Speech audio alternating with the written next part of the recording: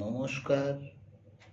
আমার গুরুবার্তা চ্যানেলে সকল বন্ধু ভক্তগণকে আজ এখানে আমি আশ্রম সম্বন্ধে কিছু কথা বলবো। আমি এখানে একটা ছোট্ট আশ্রম আমার আছে। এই আশ্রমটা আমি প্রতিষ্ঠা করেছি প্রায় 26-27 বছর ধরে হয়ে গেল। তাই এই আশ্রমে আসলে কি হয় না, এই আশ্রমে আসলে মনের পরিবর্তন হয়।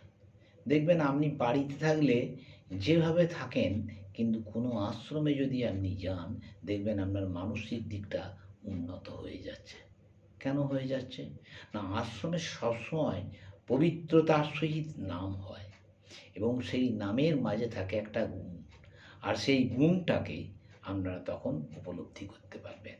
তখন একটা আনন্দ, সে আনন্দটা যে কি আমি তো বলে বোঝাতে পারবো না, আপনারা না এলে বুঝবেন কি করে। যেমন ধরুন একটা চোর চুরি করে, সেই চোরটা হয়তো দেখা যাচ্ছে চুরি করে, অনেক গর্হিত কাজ করে, কিন্তু সেই চোরটাও যদি আশ্রমে আসে, তাহলে দেখবেন সেই চোরটা আর আশ্রমে এসে চুরি করবে না, অন্ততপক্ষে চুরি করবে না।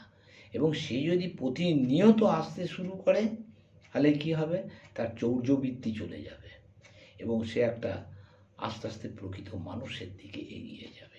তাই আশ্রম মানে একটা পবিত্রতার জায়গা, সেইখানে বারবার নাম হয় এবং সেই নামের মাহাত্ম্যে অনেক মানুষের মনের পরিবর্তন এসে যায়।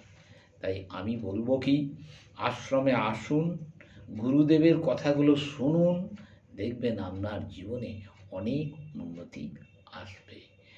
আশ্রমে গেলে নানা রকমের ঠাকুরের আলোচনা হবে, বহু মানুষের সঙ্গে কমিউনিকেশন হবে এবং মানুষের কাছ হইতে অনেক কিছু শিক্ষা পাবে। যেমন একটা শিশুর কাছেও আমাদের শিক্ষা নেওয়া দরকার।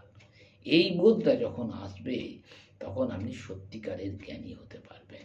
যে আপনি যদি বলেন যে আমি নিজেই জ্ঞানী, তাহলে কিন্তু মুশকিল আছে। জ্ঞান অর্জন করতে গেলে চাই কমিউনিকেশন, মানুষের সঙ্গে মানুষের যোগাযোগ। যাই হোক, আমি একটি মন্ত্র আপনাদের সামনে বলবো। মন্ত্রটি শুধু আপনারা বলে চলুন। মন্ত্রটি হচ্ছে ওং হোং ক্লিং ক্রিং, ওং হোং ক্লিং ক্রিং, ওং হোং ক্লিং ক্রিং। পারেন তো লিখে নিন আর মনে মনেই জপ করুন। দেখবেন আপনার কমিউনিকেশনও বাড়ছে, উন্নতিও হচ্ছে এবং শান্তিও আসছে।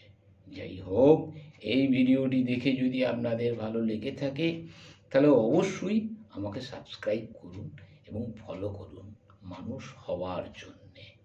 আপনারা সকলে ভালো থাকুন, এটাই আমি অন্তর থেকে কামনা করি। জয় গুরু, জয় মা কালী।